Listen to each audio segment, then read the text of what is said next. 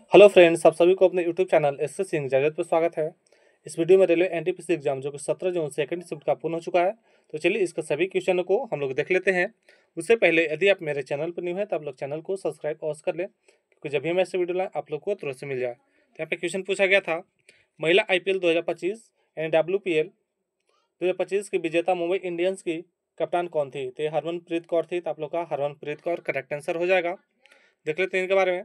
महिला premiere league 2025 के किताबी मुकाबले में मुंबई इंडियंस ने दिल्ली कैपिटल्स को 8 रनों से हराकर अपना यहाँ पे दूसरा खिताब जीत लिया है। ये भी आप लोग ध्यान रखिएगा, दिल्ली को 8 रन से हराया गया था। ये पहला क्वेश्चन पूछा गया था, the full form of CD is. तो यहाँ पे CD का फुल फॉर्म पूछा गया था, तो इसका होता है कॉम्पैक्ट डिस्क। तो आप लोग का यहाँ पे कॉम्पैक्ट डिस्क करेक्ट आंसर हो जाएगा। यहाँ पे अगला क्वेश्चन पूछा गया था, हरिसेन किस राजा के दरबारी कवि थे? तो ये समुद्रगुप्त के दरबारी कवि थे। तो आप लोग का यहाँ पे समुद्रगुप्त करेक्ट आंसर हो जाएगा। और इलाहाबाद स्तंभ शिलालेख, जिसे प्रयाग प्रशस्ति के नाम से भी जाना जाता है, इसमें हरिसेन द्वारा रचित 33 पंक्तियों का उल्लेख किया गया है। यहाँ पे देख लेते हैं स्टार फैक्ट में, समुद्रगुप्त चंद्रगुप्त प्रथम का पुत्र और उत्तराधिकारी थे और गुप्त वंश के सबसे महान शासक भी थे। VA स्मिथ ने उन्हें भारत का नेपोलियन कहा था। तो यहाँ से कई बार क्वेश्चन पूछ लिया जाता है कि यहाँ पे नेपोलियन किसने कहा था? तो VA स्मिथ के द्वारा नेपोलियन कहा गया था। ये भी आप लोग ध्यान रखिएगा। देख लेते हैं यहाँ से प्रमुख दरबारी कवि को पूछा जाता है कि हर्षवर्धन के दरबारी कवि कौन थे? तो बाणभट्ट थे। पृथ्वीराज चौहान के दरबारी कवि कौन थे? तो चंद्रबाई थे। और राजा यशोवर्मन के दरबारी कवि कौन थे? तो भवभूति थे। तो ये सारे फैक्ट आप लोग ध्यान रखिएगा, यहाँ से काफी बार क्वेश्चन पूछ लिया गया है। यहाँ पे अगला क्वेश्चन पूछा गया था, वर्तमान में भारत के लोकपाल के अध्यक्ष कौन है? तो न्यायमूर्ति अजय मनिक मनिक राव खानविलकर है। तो आप लोग का अजय मनिक राव खानविलकर इसका करेक्ट आंसर हो जाएगा। उन्हें 10 मार्च 2024 को पद पद की शपथ दिलाई गई थी। अभी आप लोग ध्यान रखिएगा कि इनको शपथ 10 मार्च 2024 को दिलाया गया था। तो आप लोग करेक्ट आंसर न्यायमूर्ति अजय मानिक राव खनविलकर हो जाएगा। यहाँ पे अगला क्वेश्चन पूछा गया था, अशोक और बिंदुसार के बीच क्या संबंध था? तो अशोक बिंदुसार के पुत्र थे। तो आप लोग का ऑप्शन में दिया गया था, जो अशोक थे वो किसके पुत्र थे? बिंदुसार के पुत्र थे। देख लेते हैं यहाँ पे, जो बिंदुसार थे चंद्रगुप्त मौर्य के पुत्र और अशोक के पिता थे। ये भी आप लोग ध्यान रखिएगा। यहाँ पे अगला क्वेश्चन पूछा गया था, what is the full form of CMOS? तो इसका फुल फॉर्म होता है कॉम्प्लीमेंट्री मेटल ऑक्साइड सेमीकंडक्टर। तो आप लोग का एक करेक्ट आंसर हो जाएगा, कॉम्प्लीमेंट्री मेटल ऑक्साइड सेमीकंडक्टर। यहाँ पे अगला क्वेश्चन पूछा गया था, मणिपुर की वीरांगना रानी गाइलुदिनलिउ को रानी की उपाधि किसने दी थी? तो ये भारत के पहले प्रधानमंत्री पंडित जवाहरलाल नेहरू ने दिया था। तो आप लोग का यहाँ पे पंडित जवाहरलाल नेहरू करेक्ट आंसर हो जाएगा। नेहरू ने उन्हें साहस और स्वतंत्रता संग्राम में योगदान के प्रभावित होकर उन्हें रानी की उपाधि दी गई थी। तो ये भी आप लोग ध्यान रखिएगा। तो इसका करेक्ट आंसर पंडित जवाहरलाल नेहरू हो जाएगा। यहाँ पे अगला क्वेश्चन पूछा गया था, प्रदूषण को कम करने के लिए विकल यानी EV 2.0 नीति किस केंद्र शासित प्रदेश में लागू की गई है? तो ये दिल्ली में लागू की गई है। तो आप लोग यहाँ पे दिल्ली करेक्ट आंसर हो जाएगा। देख लेते हैं इसके बारे में। इस नीति के तहत पेट्रोल, डीजल और CNG वाहनों की बिक्री और पंजीकरण पर चरणबद्ध तरीके से रोक लगाई जा रही है, ताकि इलेक्ट्रिक वाहनों को बढ़ावा मिल सके। तो आप लोग यहाँ पे दिल्ली इसका करेक्ट आंसर हो जाएगा। यहाँ पे अगला क्वेश्चन पूछा गया था, the theme for national tourism day 2025 is, यानी राष्ट्रीय पर्यटन दिवस 2025 की थीम क्या थी? तो इसका थीम था समावेशी विकास के लिए पर्यटन। तो आप लोग का ये वाला करेक्ट आंसर हो जाएगा, समावेशी विकास के लिए पर्यटन। और यह जो है राष्ट्रीय यहाँ पे मनाया जाता है राष्ट्रीय पर्यटक दिवस, तो ये हर साल 25 जनवरी को मनाया जाता है। ये भी आप लोग ध्यान रखिएगा। हो सकता है कि आगे उस में पूछ लिया जाए कि विश्व पर्यटन दिवस कब, इसका जो थीम था क्या रहा था। तो यहाँ पे देख लेते हैं, दक्षिण एशिया में आयोजित विश्व पर्यटन दिवस 2025 के लिए निम्नलिखित विषय प्रस्तावित है, पर्यटन और सतत परिवर्तन।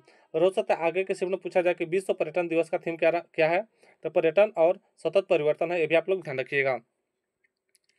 विश्व पर्यटन दिवस 27 सितंबर को मनाया जाता है। इसकी शुरुआत वर्ष 1980 में संयुक्त राष्ट्र विश्व पर्यटन संगठन के द्वारा हुआ था। तो भी आपको ध्यान रखें, जो विश्व पर्यटन दिवस है ये कब मनाया जाता है? तो 27 सितंबर को मनाया जाता है और इसकी शुरुआत 1980 में हुआ था। अनुच्छेद 43B किससे संबंधित है? तो अगला क्वेश्चन पूछा गया था कि अनुच्छेद 43B किससे संबंधित है? तो अनुच्छेद 43B संविधान में सहकारी समिति को बढ़ावा देने से संबंधित है। यह राज्य को स्वैच्छिक गठन और यहाँ पे स्वायत्त कामकाज लोकतांत्रिक नियंत्रण और पेशेवर प्रबंधन को बढ़ावा देने का प्रयास करने का निर्देश देता है। तो आप लोग का यहाँ पे करेक्ट आंसर हो जाएगा सहकारी समितियों को बढ़ावा देना, जो कि आप लोग को ऑप्शन में भी दिया गया था। तो इसका करेक्ट आंसर सहकारी समिति को बढ़ावा देना हो जाएगा। यहाँ पे अगला क्वेश्चन पूछा गया था, इनमें से कौन सा राष्ट्रीय उद्यान राजस्थान में स्थित है? तो देख लेते हैं राजस्थान में कौन कौन से है। केवलादेव राष्ट्रीय उद्यान, रणथंभौर राष्ट्रीय उद्यान, मुकुंदरा हिल्स राष्ट्रीय उद्यान और मरुभूमि राष्ट्रीय उद्यान, ये सब जो है राजस्थान में स्थित है। लेकिन आप लोग को ऑप्शन में रणथंभौर राष्ट्रीय उद्यान दिया गया था, इसलिए आप लोग का वाला करेक्ट आंसर हो जाएगा रणथंभौर राष्ट्रीय उद्यान। बाकी ये सभी भी जो राष्ट्रीय उद्यान है ये राजस्थान में स्थित है, ये भी आप लोग ध्यान रखिएगा। यहाँ पे अगला क्वेश्चन पूछा गया था, एक नेटवर्क में एक मैक यानी मीडिया एक्सेस कंट्रोल पता का प्रयोग क्या है? तो देख लेते हैं इसका यहाँ पे क्या है प्रयोग। एक नेटवर्क में एक मैक यानी मीडिया एक्सेस कंट्रोल पता एक विशिष्ट पहचान करता है जो नेटवर्क इंटरफेस कार्ड यानी NIC को सौंपा जाता है। यह एक हार्डवेयर पता है जो नेटवर्क पर प्रत्येक डिवाइस को अलग करता है और डेटा पैकेट को सही गंतव्य तक पहुंचाने में मदद करता है। तीन में से आप लोग का जो भी ऑप्शन में दिया होगा उसके अनुसार करेक्ट हो जाएगा। इसका तो ऑप्शन हमें नहीं मिल पाया है। यहाँ पे अगला क्वेश्चन पूछा गया था, नीति आयोग के अनुसार 2013-14 से 22-23 तक गरीबी गैप में कितना अंतर हुआ था? तो देख लेते हैं यहाँ पे कितना अंतर हुआ था। तो भारत में बहुआयामी निर्धनता में उल्लेखनीय कमी आई, जो वर्ष 2013-14 में 29.7% घटकर वर्ष 2022-23 में 11.28% हो गई, जो कि 17.89% अंक कमी दर्शाया गया था। आप लोग का 17.89% इसका करेक्ट आंसर हो जाएगा। यहाँ पे अगला क्वेश्चन पूछा गया था, निम्नलिखित में से कौन विशेष रूप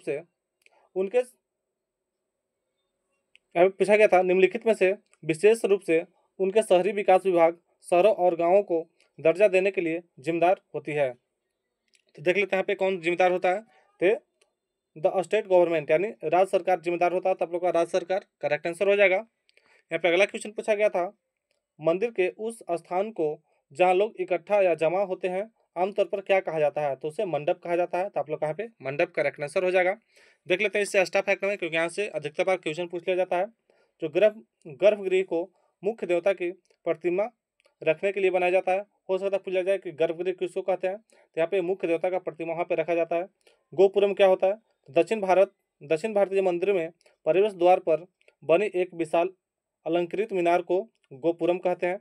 दक्षिण भारतीय मंदिर में विमान गर्भगृह के ऊपर की संरचना को कहते हैं। तो इसका भी ध्यान रखिएगा, गोपुरम किसको बोलते हैं। यहाँ पे अगला क्वेश्चन पूछा गया था, निम्नलिखित में से किसने 1904 में अभिनव भारत नामक क्रांतिकारियों के एक गुप्त संगठन का निर्माण किया था? तो अभिनव भारत नामक गुप्त संगठन का निर्माण बीडी सावरकर ने किया था, जो कि 1904 में किए थे। तो आप लोग का यहाँ पे बीडी सावरकर करेक्ट आंसर हो जाएगा। यहाँ पे अगला क्वेश्चन पूछा गया था, कैलाश मंदिर किस गुफा में स्थित है? तो कैलाश मंदिर महाराष्ट्र के एलोरा में स्थित है और यह एलोरा की गुफा संख्या 16 में स्थित है। तो आप लोग का पूछा गया था कि किस गुफा में स्थित है? तो एलोरा की गुफा में स्थित है। आप लोग का एलोरा की गुफा इसका करेक्ट आंसर हो जाएगा। यहाँ पे अगला क्वेश्चन पूछा गया था, हरित क्रांति का प्रभाव सबसे कम भारत के किस राज्य पर पड़ा था? ऑप्शन में दिया गया था उत्तर प्रदेश, पंजाब, उड़ीसा, हरियाणा। तो यहाँ पे देख लेते हैं कहाँ पे सबसे कम रहा था। हरित क्रांति का प्रभाव सबसे कम उड़ीसा राज्य पर पड़ा था। तो आप लोग यहाँ पे उड़ीसा करेक्ट आंसर हो जाएगा। पंजाब, हरियाणा और पश्चिम उत्तर प्रदेश में इसका प्रभाव सबसे अधिक देखा गया था, जबकि असम, बिहार, पश्चिम बंगाल और उड़ीसा जैसे पूर्वी राज्यों में इसका प्रभाव बहुत ही कम रहा था। तो आप लोग को ऑप्शन के अनुसार उड़ीसा यहाँ पे करेक्ट आंसर हो जाएगा। यहाँ पे अगला क्वेश्चन पूछा गया था,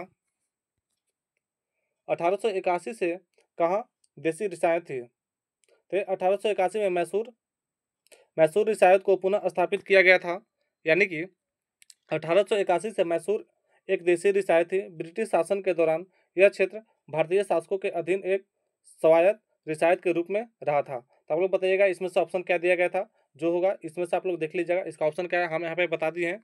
पूछा गया था 1881 से कहाँ देसी रियासत थी, तो शायद आप लोग को ऑप्शन में मैसूर दिया गया होगा। तो आप लोग का यहाँ पे मैसूर करेक्ट आंसर हो जाएगा। यहाँ पे अगला क्वेश्चन पूछा गया था, MS वर्ड में बुलेट को ओपन कैसे करते हैं? तो देख लेते हैं MS वर्ड में बुलेट को ओपन कैसे किया जाता है। सबसे पहले हम लोग गो टू होम टैब पर जाते हैं, फिर फाइंड द पैराग्राफ ग्रुप को एंड वहाँ पे क्लिक बुलेट्स बटन को करते हैं। तो इसको हिंदी में देख लेते हैं। सबसे पहले होम टैब में जाते हैं, फिर पैराग्राफ ग्रुप में जाते हैं, उसके बाद बुलेट्स ऑप्शन पर क्लिक करना होगा, फिर आप अपनी पसंद से यहाँ पे बुलेट स्टाइल को चुन सकते हैं। तो इसमें से जो भी आप लोग को ऑप्शन दिया गया होगा वो करेक्ट आंसर हो जाएगा। यहाँ पे अगला क्वेश्चन पूछा गया था, 2025 में ग्लोबल जेंडर इंडेक्स में कुल कितने प्रतिशत की गिरावट आई है।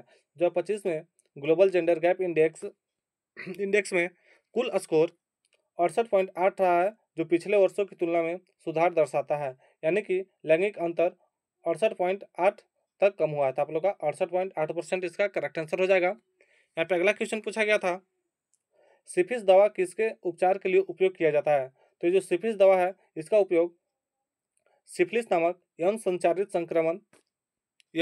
संक्रमण के उपचार में किया जाता है। इसका मुख्य उपचार पेनिसिलिन और अन्य एंटीबायोटिक दवा में किया जाता है।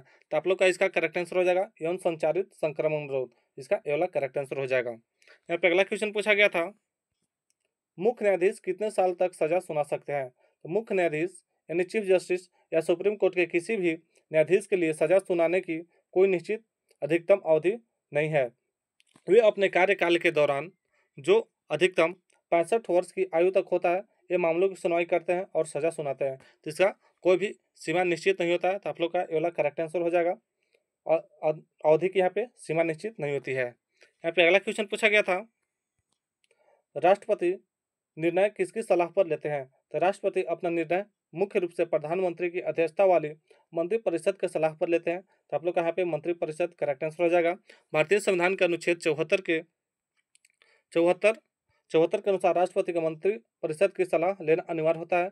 यदि राष्ट्रपति चाहे तो सलाह को पुनर्विचार के लिए लौटा सकते हैं, लेकिन मंत्रिपरिषद द्वारा दोबारा वही सलाह दिए जाने पर राष्ट्रपति को मानना ये बाध्य हो जाता है। ये भी आप लोग ध्यान रखिएगा। यहाँ पे अगला क्वेश्चन पूछा गया था, margin setting in a computer are use to. यहाँ पे कहा जाता है कंप्यूटर में मार्जिन सेटिंग को हम लोग यूज कैसे करते हैं। तो कंप्यूटर में मार्जिन सेटिंग का उपयोग प्रिंट करते समय दस्तावेज की सामग्री के चारों ओर रिक्त स्थान को परिभाषित करने के लिए किया जाता है। तो आप लोग को ऑप्शन में प्रिंट करना दिया था, तो आप लोग का यहाँ पे प्रिंट करते समय करेक्ट आंसर हो जाएगा। यहाँ पे अगला क्वेश्चन पूछा गया था, हाल ही में भारतीय मछुआरों को किस संस्था ने मदद की है। तो हाल ही में भारतीय मछुआरों को यूरोपियन यूनियन यानी EU ने मदद की है। तो आप लोग का यूरोपियन यूनियन करेक्ट आंसर हो जाएगा। यहाँ पे देख लेते हैं इसके बारे में, भारत EU समुद्री सुरक्षा वार्ता के तहत दोनों पक्षों ने समुद्री सुरक्षा, अवैध मछली पकड़ने पर रोक, क्षेत्रीय क्षमता विकास और क्षमता निर्माण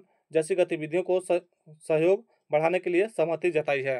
लेकिन इसका जो करेक्ट आंसर है यूरोपियन यूनियन हो जाएगा। यहाँ पे अगला क्वेश्चन पूछा गया था, इंदिरा पॉइंट कौन से द्वीप पर स्थित है। तो इंदिरा पॉइंट अंडमान और निकोबार द्वीप समूह के ग्रेट निकोबार यानी बड़ा निकोबार द्वीप पर स्थित है। तो आप लोग का ग्रेट निकोबार द्वीप दिया गया था, तो ग्रेट निकोबार द्वीप करेक्ट आंसर हो जाएगा। यह भारत का सबसे दक्षिणतम बिंदु है। तो आज हमें दोस्तों के द्वारा इतना ही प्रश्न मिल पाया। अगर मेरा वीडियो अच्छा लगा हो तो वीडियो को एक लाइक अवश्य कर दीजिएगा, और मेरे चैनल पर नहीं है तो आप लोग चैनल को सब्सक्राइब अवश्य कर दीजिएगा। तब तक मिलते हैं नेक्स्ट वीडियो में, और मेरा वीडियो देखने के लिए बहुत बहुत धन्यवाद।